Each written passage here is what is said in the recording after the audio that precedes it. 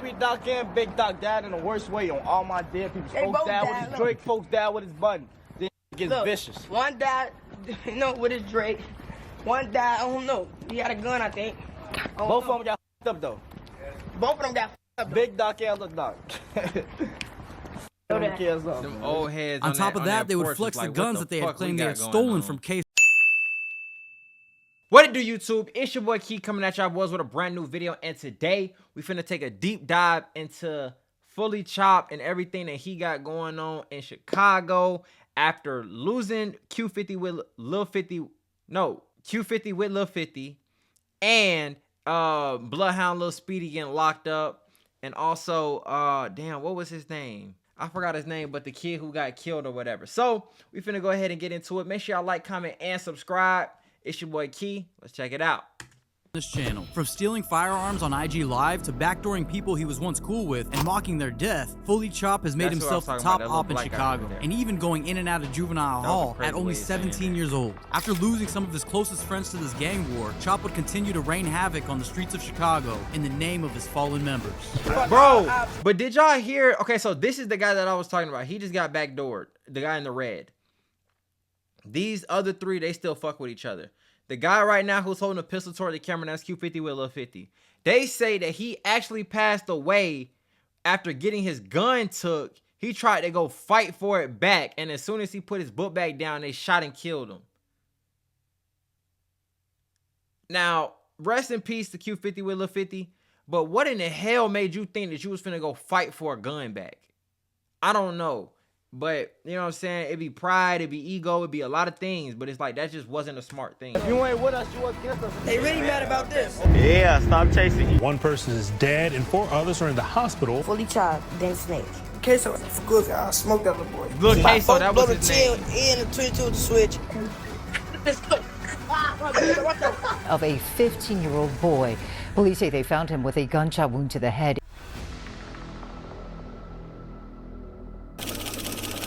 Chop would be born and raised in Chicago, being raised as the second oldest within 2 brothers and 3 sisters. Claiming to have jumped off the porch at 14, Chop grew up off of 59th and Paulina Street in PGF territory. PGF stands for Psycho Gang Family, most notably known where rapper PGF Nook is from. The gang had started after PGF Muda's brother Psycho was killed, and the gang decided to carry his name with honor. With many beefs in Chicago, PGF would find themselves in constant conflict, including with the infamous Bloodhounds, most commonly known for their fallen member Lil Jeff. Now, this story gets a bit complicated, so I'll brief you. Let's back it up a little bit, because I ain't even know they had all these members. So, MTV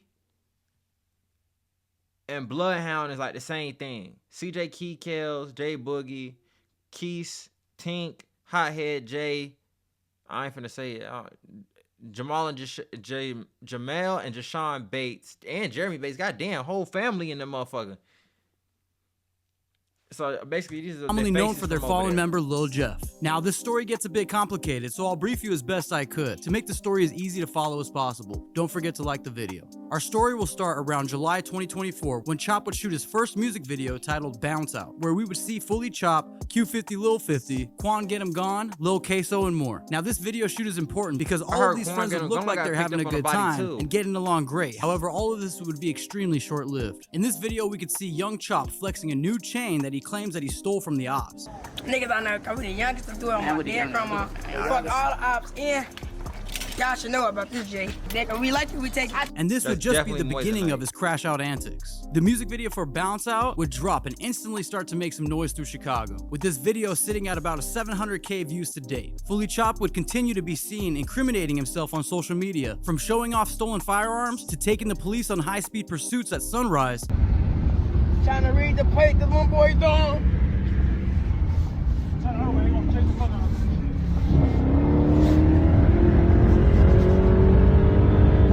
Yeah, stop chasing you. Stop chasing.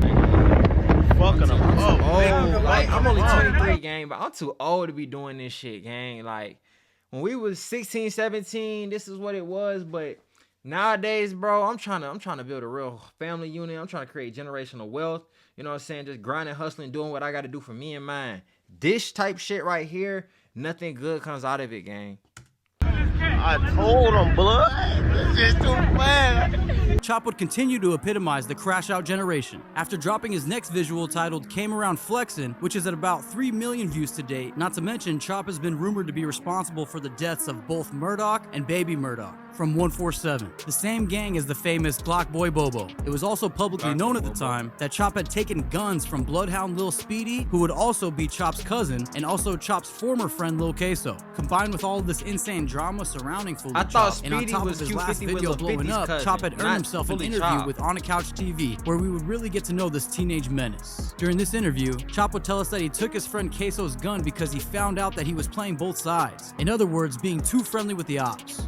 It seemed like in Chicago this happened a lot with y'all homie Queso or something where y'all took his pipe. No, that's Lil Cuz. That's Baby Cuz. But he was in the middle, folks. That's my Lil Cuz. If you ain't with us, you against us. It ain't no middle. They would also mock the death of Big Doc and Baby Doc, claiming their murders. Baby Doc and Big Doc died in the worst way on all my dead people. Folks died with his Drake, folks died with his button. Then it gets vicious. One died, with his Drake. One died, I don't know. He had a gun, I think. Both of them got f***ed up though. Both of them got f***ed up. Big Doc and Lil Doc. Them old heads on top of that, they would flex the guns that they had claimed they had stolen from Queso and Lil Speedy. They really mad about this. Look. They really mad about this. Oh my God. They really mad about Put about that. Hey, that's still Lil Cuz. That's still Lil Cuz. That's Lil Cuz right there. That's still Lil Cuz. In the middle. But that's what they mad about. Smoking Doc. You know, my dear brother. Baby Doc. Baby You Doc. smoking both the Docs. Smoking both of the Shit, man. my Baby dear Doc. brother. That's my nobody for my dead grandma. I'm smoking Real Speedy. blood. Gave him You know that English smoking Doc. Oh yeah, I'm definitely smoking Speedy. I want that. Everybody new pack of the day. These kids are clearly out to claim themselves as the youngest in charge, and they would certainly back these claims up. After this interview, the gang would head over to the infamous couch of DJ U, and it turns out they would have to ditch their high school to make it to this interview. Chop would tell us that his late cousin Sosa would also be responsible for getting him into the streets. So you say you start, hanging out around age 12. Who was it, that kind of introduced you to the street life? Who were you hanging around? Big cousins, big cousin Sosa that died. And also express aspirations of making And I it think big this in is rap right just after like he Lil shot Durk. himself in the hand, so that's why his hand is wrapped up like that. His thumb, his halfway gone now. No, Yeah. I'm trying to be what Lil Durk and them at type shit. My cousin. Okay.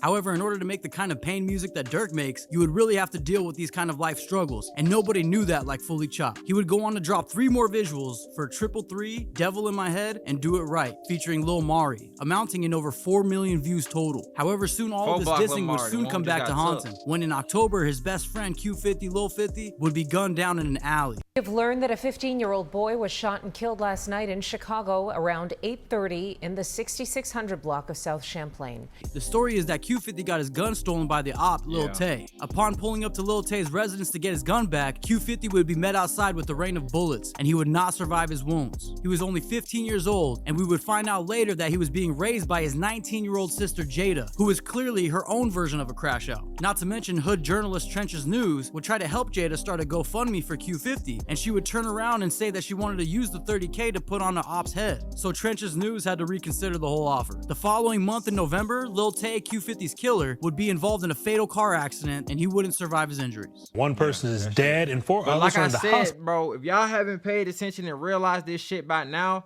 and that looks like it's a Chrysler, but if you kill somebody, bro, though, the day that you do what you do, especially if it's like for no reason or it's like a situation that can be avoided, your timer starts, gang. The reason why I think Lil Tim is still here is because that shit was in self-defense. That was a life or death situation, and he did what he was supposed to do. But the same reason that all these other people is gone or locked up, y'all was doing shit just out of spite, out of random street beefs, and that's why y'all end up crash in Grand Crossing. You will not happened prosper, around 2 a.m. this morning. Lil Tay was rumored to have about 5 bodies, with Q50 being the 5th damn it, and the last. 15? Within that same week, Fully Chop would be picked up by police in an ongoing investigation. Chop would be out in only 10 days and instantly jump on IG Live to let everyone know that he was free and without house arrest. He would also let us know that he was in Module 4E and that him and his gang would run the show in there. So much so that he would claim that 4E is a PGF module. Chop would also throw shots at his former friend Queso, saying, "I'll smoke that little boy, that's my son." Queso was good on social. Queso was good. I smoked that little boy. I don't gonna pay him no attention. Following this live, the issues with Queso would just begin when Chop would post a video of Queso getting his gun taken from him.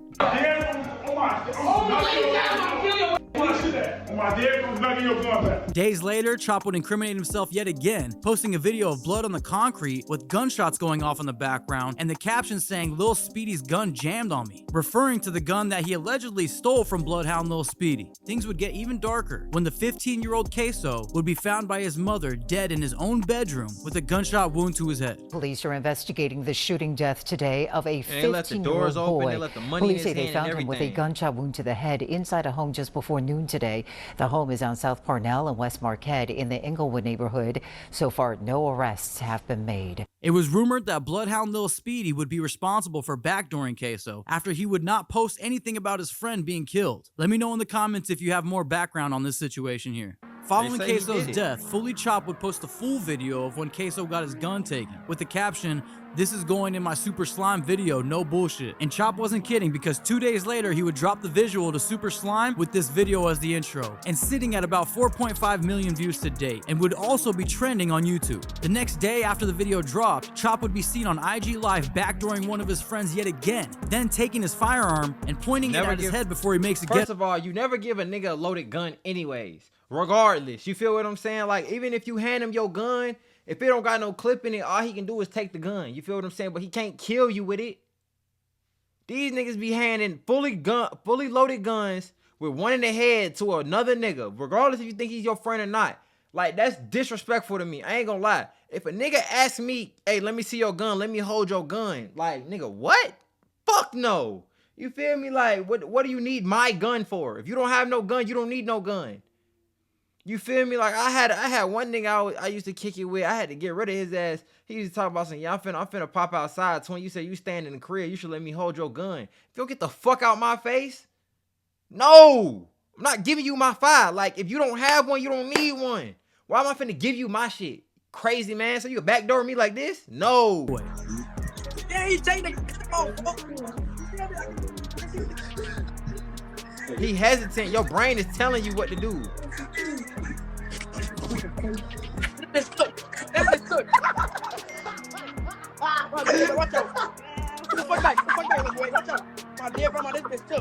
To wrap up 2024 and start 2025, Chop would drop 4 more visuals amounting in over 3 million views, most notably the track titled None, which is at about 2 million views itself, which would open up with PGF on their ops block with the caption Long Live 50. Chop would be constantly provoking his ops in this way, like in this clip where he drops his location on live and describes what would happen if the ops pulled up alongside his vehicle. I'm giving low, pull up on the side.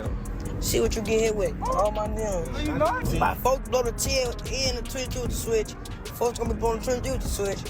While I be blowing the Drake. Yo, I get it. However, these antics would come to a halt when Chop would find himself in handcuffs yet again, but this time he would be picked up with his best friend, Quan Get 'Em Gone. They would be picked up on multiple charges, including possession of a stolen vehicle, possession of a machine gun, and attempted murder of the first degree, and more. This incident would have occurred back in September 2024 when a 15-year-old was shot in his legs at 5704 South Wolcott and would thankfully survive his gunshot wounds. Now, around this time, there were a lot more rumors going around. Some would say that Bloodhound Lil Speedy had told on Chop and Quan, since after they would get locked up, Speedy was expected to come home shortly after that. But the narrative would shift when the next day, Chop would then be released, while Quan would remain behind bars, insinuating that Chop may have cooperated to get out sooner. Let me know in the comments what you think. Soon, Bloodhound Rel Vert and they saying that Lil Speedy got picked up on 3 bodies. They waited until he turned 16 so they could charge him as an adult. As soon as he turned 16, they came on his birthday, picked him up, charged him with the 3 bodies. He was locked up for a little minute. Quan Get 'Em Gone and FullyChop, they was together when they came and picked them up. FullyChop did not get charged with the murder, attempt murder, whatever y'all want to call it. Only Quan Get 'Em Gone, but they picked them both up at the same time because they was together. That's why FullyChop was able to get out, because they didn't charge him. They only charged Quan. Lil Speedy would take to IG Live to clear up any snitch allegations. We don't play about no snitch shit. Bro, stop playing about y'all go play with y'all mama or somebody that love y'all for. We don't play with niggas about no snitch rush. My dear, we don't do none of that. That ain't our lane.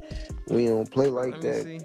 Stop playing like that, and that, we gonna lose. We gonna deal with that right there. And surprisingly, Jada, Q50's sister, would come to Chop's defense as well. Y'all just be blowing me. Y'all swear my little brother snitching. Y'all swear it is. For one, FullyChop, then snitch.